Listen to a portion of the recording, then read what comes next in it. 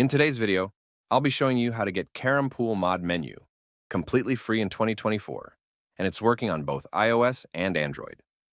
As you can see on your screen, this will give you all the hacks in the game, as well as unlimited coins and gems for both iOS and Android. I have a bunch of options right here, such as everything unlocked, unlimited coins and gems, free purchases, aim long lines, and much more.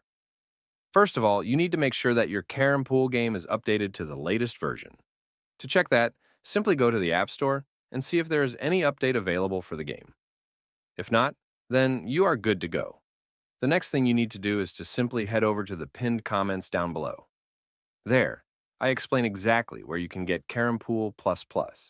So, just head over to the pinned comments, leave a like if this method worked for you at the end, and that's it. See you all in the next video. Bye-bye.